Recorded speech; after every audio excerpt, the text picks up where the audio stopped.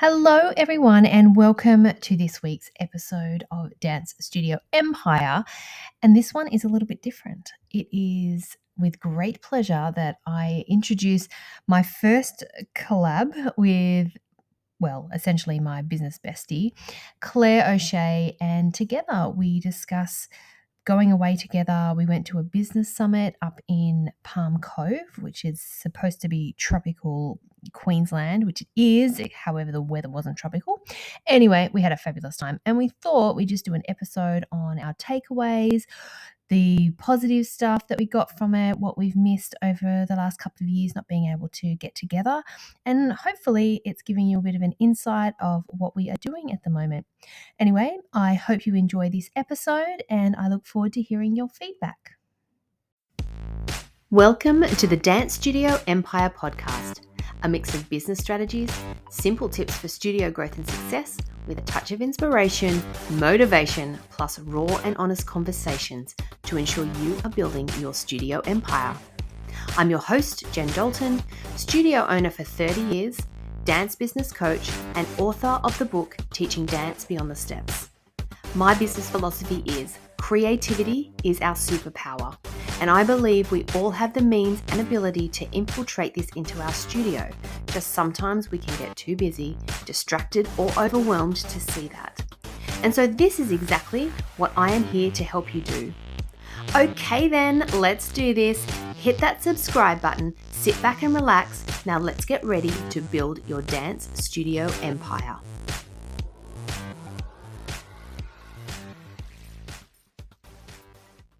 Hi guys, it's Claire O'Shea here and welcome back to another episode of the Assemble Dance Studio Coaching Podcast.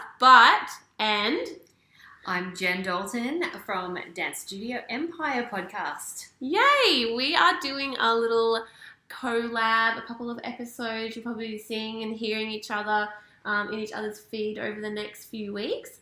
Some we will do together and share on both of our channels, and some we will do individually. Yes. But we are here in the very rainy Cairns. The video is, again, not the best, but done is better than perfect. That's right. So we just, I think Jen actually shared a photo on her Instagram. We're in my hotel room. We've got the ironing board with the laptop on the ironing board and my phone recording. Neither of us remembered our microphone, so we're just doing it off the laptop. So again, it might not be the best quality, but it'll be nice. Great content. Great content. So this one we're going to share on both of our podcasts. So I guess we could talk a little bit more about how long we've known each other. Yes. Why we know each other. You start. It's been a long time. It has. So, Claire and I met, was it 5 years ago? It would be at least, I think more. I think like 8. 8 years ago. And we live in different states. So I'm in New South Wales, Claire's in Queensland. But we always just got on and we were always able to relate to each other. And way different stages of, like when we met, I was only just starting and you'd been doing it for you had a very successful studio. Yeah. But I don't know, I think like we talk about, we align personally with values and stuff as well. So Definitely. And I always talk about the importance of having a business bestie or someone to be accountable with, and we've done that over the years. Yeah. And we still do to this day. And, if I'm feeling down, you'll help me and vice versa. And it's been like this cycle for years. Yeah, and it's really, really great. And we hadn't seen each other in 2 and a bit, and probably 3 years, because it had already been a bit longer. Because the year before the pandemic, 2019, we hadn't planned to see each other, but then Jen travelled overseas. I got married, so we were like, we'll do it next year. It's fine. And then we were like, ugh. And then for those who don't know, in Australia, each state was its own little country. You couldn't travel between states for 18 months or more. Yeah. So it was pretty full on. Anyway, borders are back open. Yes. We're back. And this weekend, or actually not a weekend, the last few days we've been at another friend of ours, Stacey Morgan, has been hosting the Simply Business Summit in Cairns, which has been a lot of fun. I got to present, which was very exciting.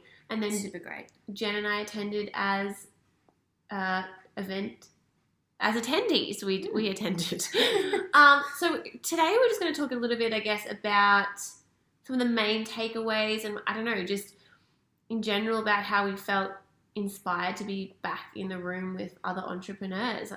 What was sort of like your main key takeaway? I think for me was just the power of being in the room with other people. That's where I feel like I am able to reevaluate where I'm at, not comparing in a bad way, but it just really gives you an idea of where you're currently at, where you can, go, giving you new goals, stuff like that, running things by other people who are outside your usual bubble. I find that really powerful. That was probably my biggest takeaway. And just meeting a bunch of other women who weren't necessarily dance studio owners. It was small really business, and it just, it opens your eyes for things that are quite simple, but like very powerful. And like, I love going to like dance specific conferences and stuff too. I haven't been to one in a long time now. Again, pandemic, just not being able to travel. But I really, really enjoyed being at a women in business event. That was really good. It was good to see different practices and business concepts in other industries. Yes.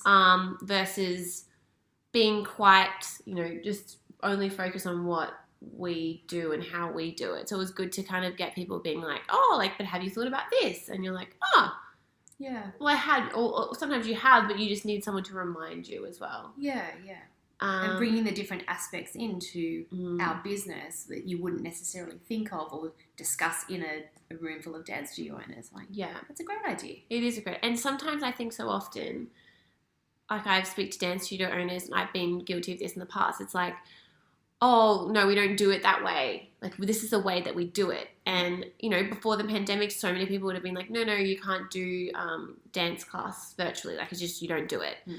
But it shows us that we can. So, talking to other business owners and learning concepts that are generic to just business ownership in general really inspires me to think outside the box and the way I can innovate in my small business, basically. Yeah. Definitely. And I think other big takeaway, like Stacey talked a lot about creating boundaries, which I think was just a good reminder. Like, I understand what they are and the concept, but I think like anyone, you set them and then they might slowly kind of work their way down, and then you have to kind of really re-put them out there. And in terms of boundaries with parents and your husband or your partner or your wife and your kids, like, I used a specific example that, I have quite strong boundaries at the studio, like when people can contact me, when they can't, and I don't feel shame or embarrassed. Like, I feel very confident. Yes, I work at these days. No, you can't call me then. No, you can't have my phone number, etc. But with my family, I don't have hardly any boundaries. But that's because I guess I want to be spending that time. But it was really good just to talk a few ideas because, again, I'm in a different season of life than Jen. Jen's children are grown and much more self-sufficient, where my daughter is 1. So I'm very in that hands-on phase, and sometimes it can be, like, I adore it, and I obviously adore her and my husband, but it can be a bit frustrating when, you really do value your independence as well. So, and did you, but you resonated for you in a different way. Yeah, it just reaffirmed that I am quite clear on my boundaries and I'm very comfortable with that. And that's purely because I've been doing it for so long. It's a time thing. And I've just learned over the years that this is what works for me. This is what works for my family, which I think is probably the crux of it. Was we are so clear for my husband and I with our immediate family what our values are, and it makes me confident in knowing this is the decision. Every decision I make is in the best interest of the business if it's studio related, the family if it's family related, and so it just was quite reaffirming that it's good. And what's the worst that can happen? Yes, basically at the end of the day, most people will like, yes, you might have to send those tricky emails, but when you send it, you won't die. Like, because That's that's like that fear that just comes in every time we have to have these, difficult conversation. It's just like you feel so nervous or stressed or overwhelmed, and often people just go, yeah, okay, like fine, That's whatever. right. Yeah. They accept it. Yeah. And I think there's almost, if you're confident in your decisions and your boundaries, then the external people are confident that, okay, well, she's made this decision. There must be a good reason, and we're okay with that. And if they're not okay with that, then they're not your people anyway. So, yeah. So true. Yeah. So that's sort of our biggest takeaways. Again, if you want to find out more about that, we've already been told that Stacey is having another retreat next June in Byron Bay. Mm-hmm. So we plan to hopefully go again. We just like to see each other. So, right. we'll go if we can. And it was great. Highly recommend. So that's in Byron Bay next year. You can find Stacey by looking on Instagram and socials at Simply Stacey Morgan. Yep. And other than that, we are going to be recording quite a few episodes together next. We're going to be touching on buying studios and selling studios, because that's something that we have experience with and that I have done recently and Jen has done in the past, so has a bit more of like a view from it from like years, long term, where I'm sort of just going through it right now. And then we're also going to interview each other to have each other on each other's show. I'm excited. Jen is going to be talking on my podcast about how she got to 1,200 students and the steps that you can take. And then on Jen's, we're going to touch on a couple of things. I'm going to talk about social media, new trends and things that I'm noticing that would be really beneficial for you, as well as switching up your strategies to get the most out of Facebook and Instagram and things like that, and how to spend, I guess, your time the most efficiently. Yeah. Get the bang for your buck. Absolutely. But without having to pay. That's right. Awesome. So do you have anything else? No, I am just excited to be here with you. And me too. Yeah. A bit of behind the seenes. We've already had 2 nights of like dinners and wines and cocktails. And then we went out for lunch and had another cheeky vino. And now we've got dinner in like 2.5 hours. It's early, but yeah, that's fine. We'll be okay. We'll be fine. We like to eat. Awesome. So thank you for listening, and we'll see you on the next episode. Sounds good. Bye. Bye. Thank you for listening to this episode of Dance Studio Empire. If you enjoyed it, please share it on your stories on Instagram and be sure to tag me at Dance Teacher Central so I can say thank you. And if you really want to support me and the show, I'd absolutely love for you to leave a rating or review. For all the latest from me, you can follow me at Dance Teacher Central on Instagram and Facebook.